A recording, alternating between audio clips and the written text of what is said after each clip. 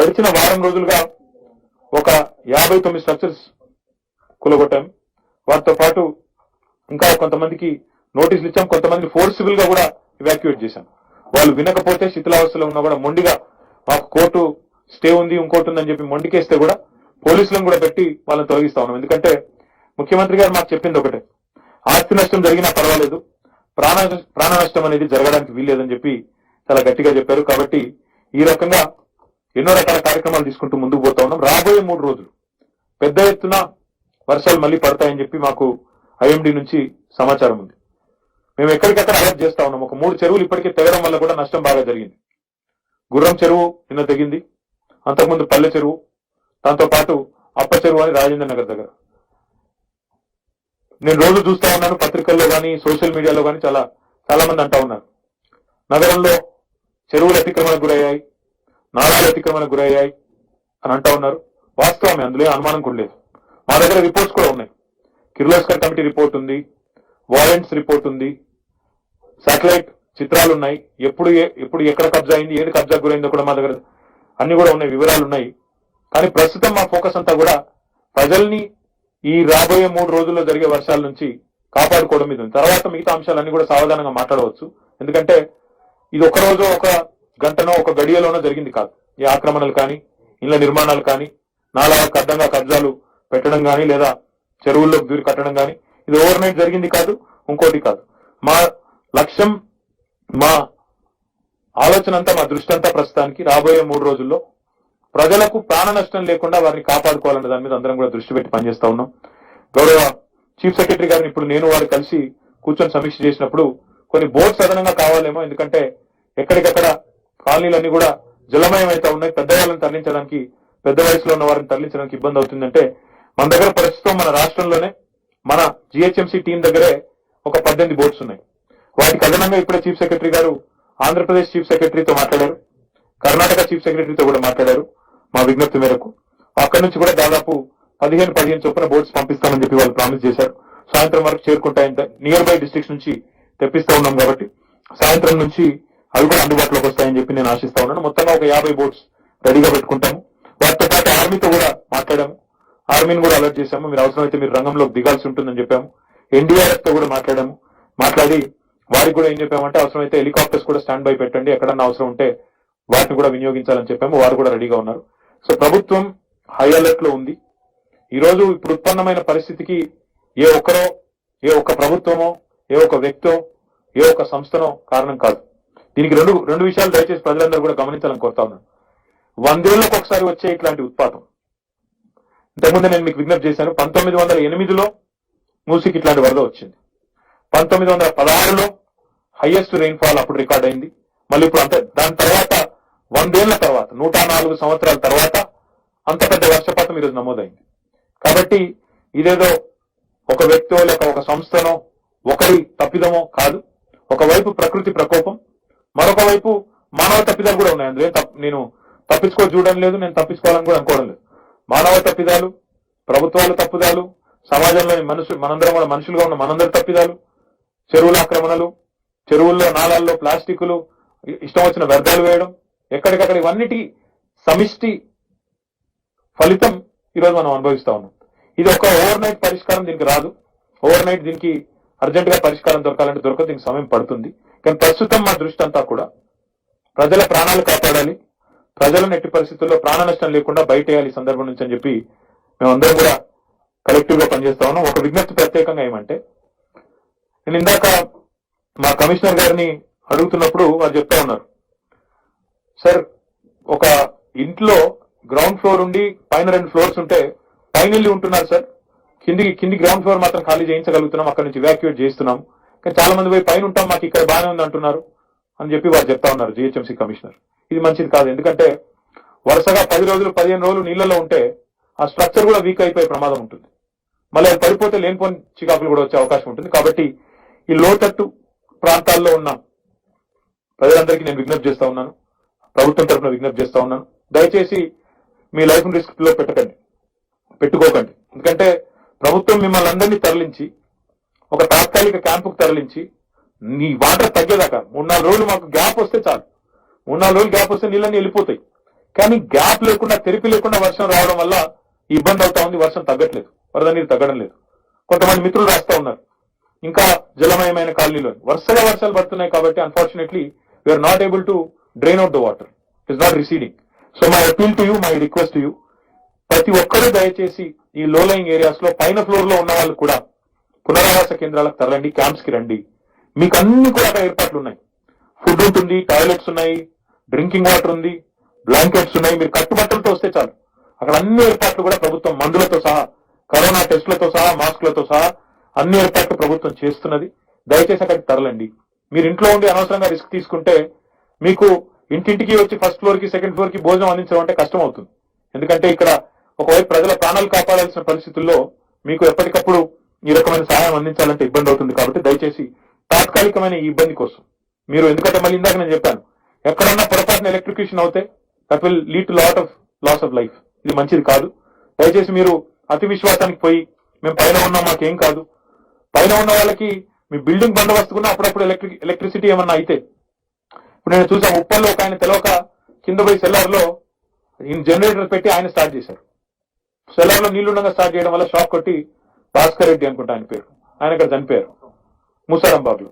కాబట్టి ఇట్లాంటి ప్రమాదాలు కూడా జరిగే ఆస్కారం ఉంది. కాబట్టి దయచేసి ప్రభుత్వానికి సహకరించండి. 80 మంది స్పెషల్ ఆఫీసర్స్ ని, 1000 మంది సిబ్బందిని మీకోసం పెట్టాం. All other programmes in GHMC have been suspended. మాకు ఇంకో పని లేదు. Everybody is on to this. అందరు అధికారులు ఇదే పనిలో ఉన్నారు, ఇదే పనిలో ప్రజాప్రతినిధులు కూడా నిమగ్నమై ఉన్నారు. దయచేసి ఆవేశాలకు పోకుండా, ఆవేశానికి లోన్ కాకుండా, రకరకాలుగా జరిగే దుష్ప్రచారానికి కూడా నమ్మకుండా, ఎందుకంటే ఇప్పుడు సోషల్ మీడియాలో కూడా ఇదో ట్రెండ్ తయారైంది. ఇక్కడ వాళ్ళు మునిగిపోయారంటే ఇదిగో పులంటే అదిగో తోక అన్నట్టు ఇదైపోయింది అదైపోయింది అని రకరకాల విష ప్రచారాలు చేస్తా ఉన్నారు. వాటిని నమ్మకుండా ప్రభుత్వం వైపు నుంచి వచ్చే అలర్ట్ నమ్మండి, ప్రభుత్వం వైపు నుంచి వచ్చే సమాచారాన్ని మాత్రమే విశ్వసించండి తప్ప ఈ దుష్ప్రచారాలకి, లేనిపోని ప్రచారాలకి మీరు అనవసరంగా కన్ఫ్యూజ్ కావద్దని చెప్పి కూడా కోరుతూ, మీ ప్రాణాలను రిస్క్ లో పెట్టవద్దని చెప్పి కూడా ప్రజలందరికీ విజ్ఞప్తి చేస్తూ, ప్రభుత్వానికి సహకరించి మీరందరూ కూడా మరి రాబోయే రోజుల్లో కొంత సేఫ్ ఉండాలని చెప్పి కూడా మళ్ళొకసారి విజ్ఞప్తి చేస్తూ, అన్ని రకాల కార్యక్రమాలు కూడా ప్రభుత్వం తీసుకుంటుందని విజ్ఞప్తి చేస్తూ, మీడియాకు కూడా ప్రత్యేకంగా మళ్ళొకసారి సమస్య ఉంటే మీరు మా దృష్టికి తీసుకోనండి. Of course you can bring it to our notice. Of course you can tell us exactly what needs to be done, which areas need to be attended to. We have a fair idea as to what is to be done because we already know what areas are inundated and what is likely to happen. ఎక్కడెక్కడ మళ్ళీ వర్షాలు పడితే ఎక్కడ నీళ్ళు వస్తాయో we have a fair idea. But at the same time, I request media also, to kindly work with us after the disaster. In fact, there will be relief and rehabilitation. So therefore, my appeal to all of you, please work with us. But after this, we can certainly indulge in a lot of debate on what needs to be done to reinvent Hyderabad. Without a question, Honorable Chief Minister is already on top of it. He's already working on it. It's just that we are waiting for this issue to get over so that we can get on rebuilding and redoing Hyderabad. I also wanted to thank Honorable Chief Minister of Tamil Nadu. He's already extended his solidarity. ఒక 10 కోట్ల రూపాయలు తమిళనాడు ముఖ్యమంత్రి గారు తెలంగాణ ప్రభుత్వానికి, ముఖ్యంగా ఈ వరదల విషయంలో ఇబ్బంది పడుతున్న హైదరాబాద్ నగరం కోసం వారు అనౌన్స్ చేశారు. వారికి ప్రత్యేకంగా ధన్యవాదాలు. దాంతో పాటు ఇంకా కొన్ని బ్లాంకెట్స్ కూడా, రాబోయే కాలం మనకి చలికాలం వస్తుంది కాబట్టి ఈ చలికాలం కూడా లానినో ఎఫెక్ట్ వల్ల చాలా చలిగా ఉంటుంది, ఎక్కువ చల్లగానే ఉంటుందని చెప్తున్నారు. కాబట్టి బ్లాంకెట్స్ కూడా పంపిస్తున్నారు 1000 సంఖ్యలో. వారికి ప్రత్యేకంగా తెలంగాణ ప్రభుత్వం తరఫున I would like to extend my gratitude to the Chief Minister and the government of Tamil Nadu. मैं बाकी मित्रों से भी मैं यही कहना चाहूंगा कि जो भी आज हैदराबाद शहर है, हैदराबाद में खासकर हमारे पुराना शहर में जितने भी भाई हैं, जिनको आज गुर्रम चेरुवु या वहाँ बुरहान चेरुवु, अप्पा चेरुवु, पल्ले चेरुवु, इन सब की वजह से तकलीफ हुई है, खासकर जो कॉलोनीज, अल जुबैल कॉलोनी जैसे कॉलोनी, नदीम कॉलोनी जैसे कॉलोनी, जहाँ पे आज बहुत सारे लोग, हाफिज बाबा नगर, सारे ही जगह जहाँ कहीं बहुत सारे लोग आज मसाइल में हैं, उन सबसे भी मेरी गुजारिश यही है कि आप वहां से इवैक्यूएट करने में आप गवर्नमेंट का, हुकूमत का मदद दे, क्योंकि आप पहले माले पे भी हो सकते हैं, दूसरे माले पे भी हो सकते हैं, बट तकलीफ बोल के नहीं आती है. इसीलिए आप कोऑपरेट करें, कैंप में आ जाएं और जैसे ही पानी निकल जाता है आप घर वापस जा सकते हैं. बट पहली बात, गवर्नमेंट की जो एफर्ट है, लाइफ लॉस नहीं होना चाहिए करके इसमें जरा आप सब लोग हमारी मदद दें. और I request all corporators of Hyderabad, all MLAs of Hyderabad, all MLCs and MPs of Hyderabad to please take part, and all NGOs and all public representatives to take part in relief operations, take part in rescue operations. Please ensure that you reach out to everybody and work with the government in reaching and relocating all of them to relief camps and ensure that there is no life loss. Once again, I'd like to thank you all, and I also could appeal to the media. We can indulge in a debate later. We can most certainly debate whose fault it is. Tu mai can be deferred for a little bit of a time. I request you all to kindly focus and also make us aware. If there is a problem somewhere, if our help has not reached, please tell us. We are happy to get your constructive feedback. We can all indulge in a larger discussion after this issue, is subsided. Thank you. We're open to questions. Like I said, about 33 people have lost lives in GHMC and adjoining municipal areas, and out of which 29 families have already been compensated from government as per the existing government orders. 4 people are yet to be compensated. 3 people are missing. I am only confining myself to municipal areas and adjoining areas. I'm not talking about the entire state. I'm only talking about Hyderabad and adjoining areas. So out of 33, 29 have been compensated. Like I said, 3 people are still missing. We are tracing them. More than 37,000 families have been shifted to relief camps. But what happens is, this is not like a cyclone where people have to stay in a camp for 15 days. What is happening? Jaisa pani wapis ja raha hai, people are going back. So as we speak right now, there may be 2,000 plus people in the camps. But unfortunately what's happening is, as and when the water recedes, they are going back. थोड़ा भी अगर उनको अब होता ये है भाई कि पानी थोड़ा भी निकल जाए तो हर किसी को घर जाने का मन रहता है, घर जाके साफ सफाई करना होता है, देखना होता है कि कितना नुकसान हुआ है, क्या है. तो we can't really put a number because it's a dynamic situation where నీళ్లు తగ్గాయనగానే వాళ్ళు వెళ్ళిపోతున్నారు. వెనక్కి వెళ్ళిపోయి ఇంట్లో మొత్తం సాఫ్ చేసుకోవాలి, మనీ చూసుకోవాలి, మొత్తం ఏం జరిగింది ఏం లేదని చూసుకోవాలి. We've been able to evacuate and send about 37,000 people to camps. But like I said, right now as we speak, about 2,000 people would still be in the camps. But this afternoon there is a heavy rain prediction, so that number will be increasing. As time passes, that number will increase. Like I said, IMD has already warned us that there would be heavy rainfall today accompanied by thunderstorms. So we know exactly which areas are going to be inundated.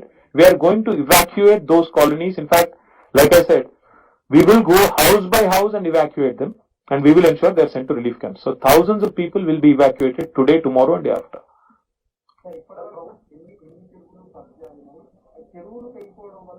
నేను ఇందాకే చెప్పాను కదా brother, ఇదంతా మళ్ళా మనం కూర్చొని post mortem అంతా చేసుకోవచ్చు. ఇది ఒక్క ఓవర్ నైట్ అయ్యింది కాదు, లేదా ఒక రోజు ఒక గంటలో గడిలో అయింది కాదు. నా విజ్ఞప్తి ఏంటంటే మీతో 2 విషయాలు దయచేసి మీరు గమనంలోకి తీసుకోండి. ఒకటి, 1908 తర్వాత అంతటి భారీ వర్షం ఇది ఒకటి. రెండవది, మళ్ళీ నేను చెప్తా ఉన్నాను, వర్షపాతంలో 3 చూసుకోవాలి మీరు ఎప్పుడైనా: ఇంటెన్సిటీ, డ్యూరేషన్, ఫ్రీక్వెన్సీ. వర్షం 140 సెంటీమీటర్లు పడ్డా, 40 సెంటీమీటర్లు పడ్డా, ఓవర్ పీరియడ్ ఆఫ్ టైం పడితేనేమో దాన్ని ఏ సిటీ అని అబ్జర్వ్ చేసుకోగలుగుతుంది. ఇంకోటి, నేను సోషల్ మీడియాలో ఇది కూడా చూశాను, ఇదేనా డల్లాస్, ఇదేనా అది న్యూయార్క్ అని వాళ్ళు ఒకరు విలువలు పెడతా ఉన్నారు. అయ్యా, డల్లాస్ లో న్యూయార్క్ లో కూడా వర్షం పడ్డప్పుడు అక్కడ కూడా పరిస్థితులు ఇట్లే ఉంటాయి. చూసుకోండి, అది కూడా చూసుకోండి. మీరు మాట్లాడడానికి కొంత ఇంగితము, సందర్భము, ఔచిత్యం కూడా ఉండాలి. ఇటు పడితే అటు మాట్లాడతాం, నోటికి వచ్చినట్టు మాట్లాడతాం అంటే, విశ్వ నగరాలుగా చెప్పుకునే నగరాల్లో కూడా వర్షాలు పెద్ద ఎత్తున వచ్చినప్పుడు అక్కడ కూడా పరిస్థితులు ఇట్లాగే ఉంటాయి. అది కూడా ఈ క్లౌడ్ బర్స్ట్ లాంటి సిచ్యువేషన్లు వస్తే ఎవరేం చేయలేరు. ఈ రోజు ఇప్పుడు తమ్ముడు అడిగాడు ఎన్ని చెరువులు కబ్జా గురి, అవన్నీ పోస్ట్ మార్టం మీకు ఇస్తాను. కిర్లోస్కర్ కమిటీ నివేదిక మా దగ్గర ఉంది. అందులో ఏం చెప్పారు, నాలాల మీద 28,000 స్ట్రక్చర్స్ ఉన్నాయని చెప్పారు. మరి అప్పటికిప్పటికి ఇంకొకరిని వచ్చింటాయంటే డెఫినెట్ గా వచ్చింటాయి. ఎన్ని చెరువులు కబ్జా గురయ్యాయి? శాటిలైట్ ఇమేజ్ ఈరోజు నేను ఒక పేపర్లో చూశాను. 2000 సంవత్సరంలో ఎట్లుంది, 10లో ఎట్లుంది, 20లో ఎట్లుంది, 3 ఫోటోలు పెట్టినారు. క్లియర్ కనబడుతుంది అప్పుడు ఎట్లుంది చెరువు, ఇప్పుడు ఎట్లా కుదించుకొని పోయింది. కాబట్టి ఓవర్ నైట్ కాలేదు, డెఫినెట్ గా అయ్యింది, సమస్య ఉంది. దీనంతా కూడా ఈ మొత్తం ప్రజలు ఫస్ట్ ఈ సమస్య నుంచి బయటపడ్డ తర్వాత, ఈ వర్షాల నుంచి బయటపడ్డ తర్వాత దీనికి ఒక పూర్తి స్థాయి పరిష్కారం వెతకాల్సిందే, వెతికి పట్టుకోవాల్సిందే. కాబట్టి దానికి సమయం ఉంది. ఇప్పుడు ప్రస్తుతం మా దృష్టి అంతా కూడా ఈ సహాయక చర్యల మీద ఉంది. దయచేసి మీరు కూడా దాన్ని సహకరించాలని.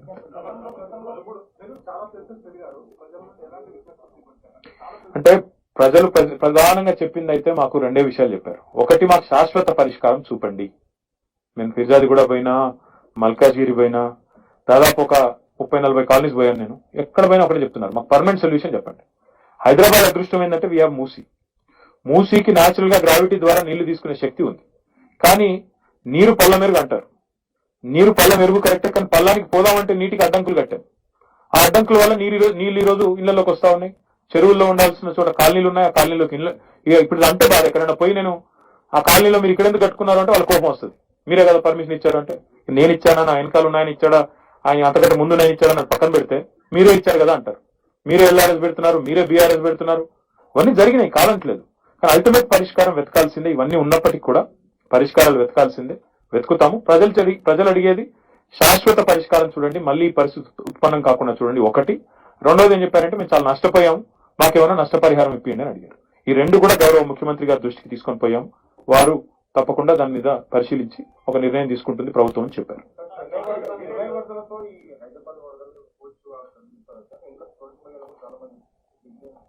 ఇప్పుడు బ్రదర్ చెన్నై అయినా, నేను బాంబేలో 2005లో నేను ఆ రైల్లో చిక్కుకుపోయాను. 24 గంటలు నేను రోడ్ల మీదే ఉన్నాను ఆ రోజు. నేను విక్టోరియా టర్మినస్ దగ్గర ఉన్నాను ఆ రోజు. తెల్లారి బాండ్రా వరకు నడుచుకుంటూ పోయాను. నేను కూడా దాదాపు 24 గంటలు నీళ్ళలోనే, నడుములోతు నీళ్ళలో నేను కూడా ఉన్నాను. కాబట్టి నేను బాంబే చూశాను, మనం చెన్నైలో కూడా ఇదే పరిస్థితి చూసాము, కొద్ది రోజుల కింద బెంగళూరులో కూడా చూసాము, ఇప్పుడు మన దగ్గర కూడా చూస్తా ఉన్నాం. అర్బన్ ఫ్లడింగ్ అనేది ఒక దీని కింద వస్తా ఉంది, కొత్త సమస్య కింద ఉత్పన్నం అవుతా ఉంది. డెఫినెట్ గా ఇందులో కొన్ని సారూప్యాలు ఉంటాయి. కొన్ని చోట్ల ఇతర నగరాల్లో అండర్ గ్రౌండ్ డ్రైనేజ్ రూపంలో కూడా పెద్ద ఎత్తున కట్టారు. టోక్యో లాంటి నగరంలో అండర్ గ్రౌండ్ కూడా పెద్ద ఎత్తున నీళ్ళు వస్తే కూడా అబ్జర్వ్ చేసుకుంటట్టు కట్టారు. కానీ కొన్ని మన దేశంలో ప్రాక్టికల్ గా సాధ్యం కావు, ఎందుకంటే మళ్ళీ it might cost another set of issues. కాబట్టి మన దేశానికి, మన నగరానికి సూట్ అయ్యే పరిష్కారాలు వెతకాలి. దానికి ఆల్రెడీ మా దగ్గర కావాల్సిన సమాచారం ఉంది. కిర్లోస్కర్ కమిటీ నివేదిక ఉంది, వాయంట్స్ ఉంది, జేఎన్టీయూ నివేదికలు ఉన్నాయి అన్ని.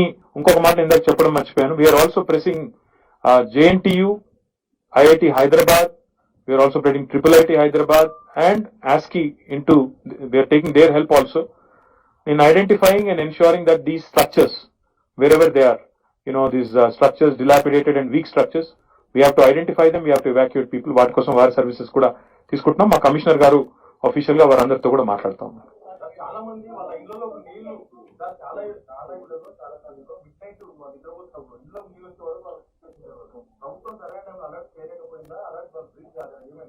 అంటే ఇప్పుడు చెరువు బ్రీచ్ అవుతుందని ఎవరికి తెలియదు కదమ్మా. ఇప్పుడు పల్లె చెరువు బ్రీచ్ కావడం వల్ల చాలా చోట్ల ఆ సమస్య, మీరు చెప్పిన సమస్య వచ్చింది. రెండవది ఏంటంటే, ఈ క్లౌడ్ బర్స్ట్ కూడా, ఈ ప్రెడిక్షన్స్ కూడా యాక్యురసీ కానీ వాటి విషయంలో ఎంత పడుతుంది, ఎప్పుడు పడుతుంది, ఎక్కడ పడుతుంది అనేది అంత సైంటిఫిక్ గా ప్రభుత్వానికి ఆ సమాచారం మా దగ్గర ఫింగర్ టిప్స్ మీద ఉండి యాక్యురేట్ గా ఉంటేనేమో మనం కూడా మీరు అన్నట్టు ఫ్లడ్ వార్నింగ్ సిస్టమ్ కూడా ఇన్స్టిట్యూట్ చేసి వారందరినీ కూడా ఎవాక్యుయేట్ చేయవచ్చు. కానీ ఈ బ్రీచెస్ మన చేతిలో ఉండవు.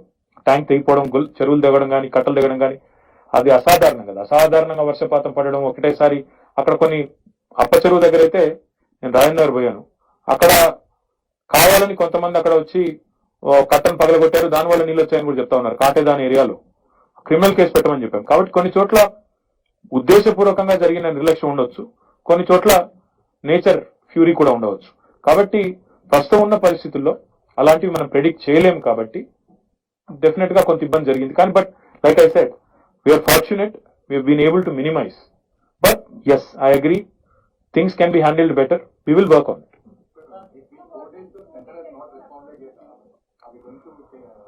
See, we will certainly, again, Chief Secretary garu has already Home Secretary to మాట్లాడారు, already Prime Minister garu kuda CM garu to మాట్లాడారు. So we hope that they will respond positively. Why doubt them right now? While we understand, because even Home Minister has tweeted that they are monitoring the situation. So I'm sure they are watching. I'm sure they'll be positive. Hopefully, we'll wait. Yes, ma'am.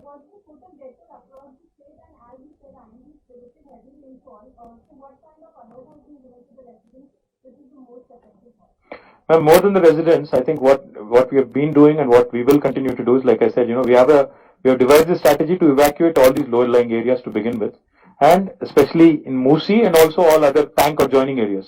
We know exactly where these colonies are.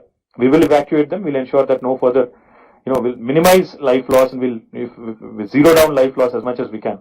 Across the state, I don't have a ready number. I'm only speaking as MA and UD Minister. So I have the numbers in adjoining municipalities in and around Hyderabad. CS just gave me the list. 33 in GHMC and about 37 in districts. So altogether 70 people have lost their lives. Pakkana mottam anta kalpite, state anta kalpite 70. GHMC and adjoining areas 30. Yes.